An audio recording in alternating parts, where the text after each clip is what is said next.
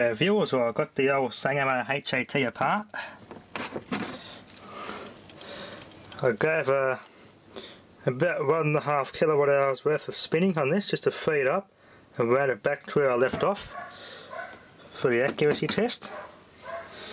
That seems to have turn quite well. Got that top bearing out, you can see in there. What a dried up grease in that bloody thing. Just all black. There's no worn metal in there. The pin's in pretty good nick.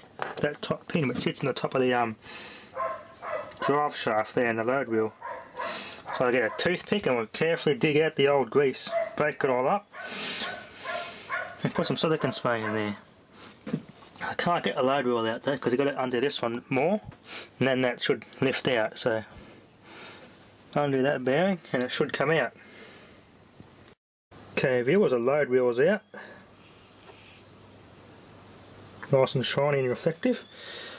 Very carefully got the toothpick and dug in there. I got some. It was a bit. It wasn't as gummy as I thought it was, but it was certainly it wasn't lubricating, that's for sure. Cleaned out in there. Very carefully handle that. The bottom bearing where it sits on, that was very sticky, so I managed to, I could still feel it now, so I'm going to have to clean that with something, get all the gunk out of it, and put some fresh grease in it and reassemble it and see how it goes.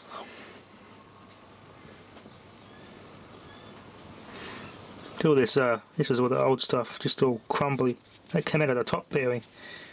It's certainly not grease, that's for sure. Okay, viewers, I've got most of that grease out.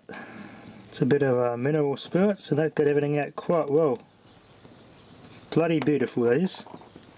Looks pretty good too. I don't see much wear on that at all. That bottom bearing there where the load wheel pin sits in. I think, looking carefully, that's actually glass.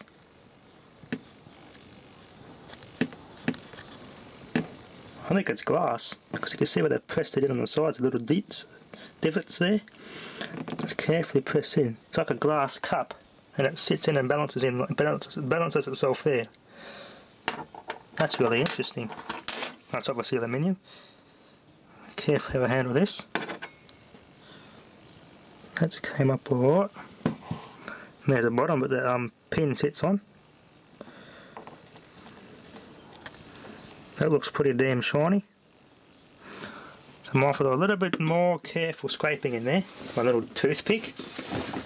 Should I use to dig out the old grease? That's working quite well. So I very carefully scratch off the remaining loose bits of grease, and we'll see how it turns out. Very careful with that. Okay, viewers, got that top bearing cleaned as well, all the rest of the gunk picked out of there. Now, what sort of grease should I use in this thing for long-term reliability? So I've only got some silicone spray. I know that lasts a fair while, but it looks, well, the way this is greased, the grease is in there is actually residual and lasts for a number of years. I'm not sure how long the silicone spray is going to last because that's not actually a grease, it's just a liquid lubricant. It would do the job, but sort of want this thing to last for bloody ages if I'm going to use it all the time. So, I think that bearing there is actually glass as well. So, let's carefully reinstall everything back together. Give it a dab of silicone spray. And see how it runs. Okay, viewers, well, unlike the B.A.Zs and A.Zs and all that, I think it's the same with the emails as well. These bearings aren't fully adjustable, and this is just in the one constant fixed position in the middle all the time, so they're in as firm as they go. Same with the top one, and that's pretty much set correctly, that load wheel. And it does feel a little bit easier to turn now, so let's put the front cover back on. I also noticed that 100th wheel on the one is when that one there is spot on. I thought that would have had to be in the 0 for that to be spot on, but I don't know. Let's see if it's accurate. Let's put the cover on and give it a test. Okay, viewers are on our mark.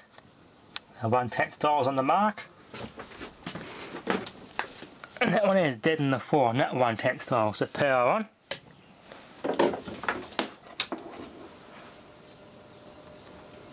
That is a little bit faster actually.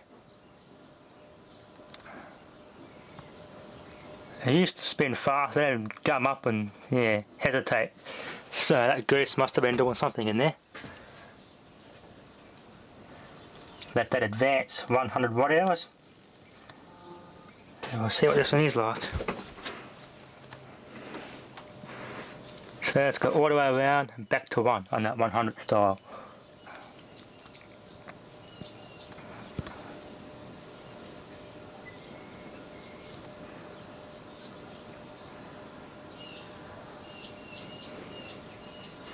That's just left.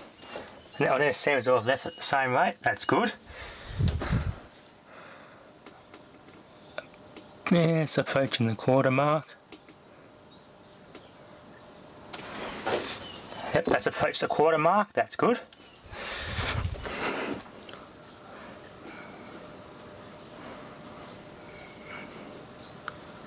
Approaching the halfway mark there. So when that gets to the 6, that'll be halfway on that 1/10 dial. So far so good. Yep, that's the same. Perfect.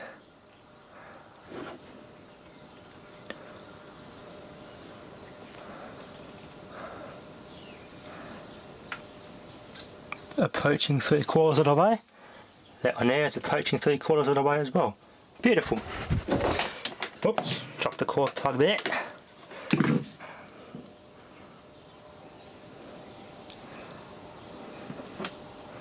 Three-quarters.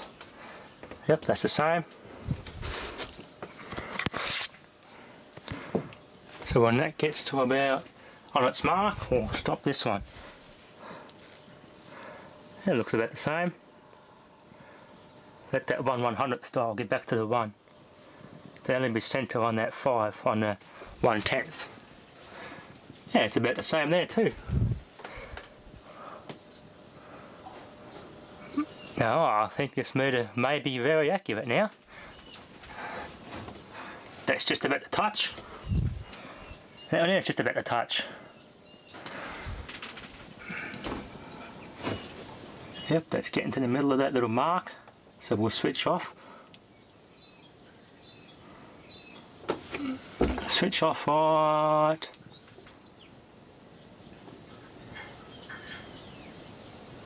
There, power off.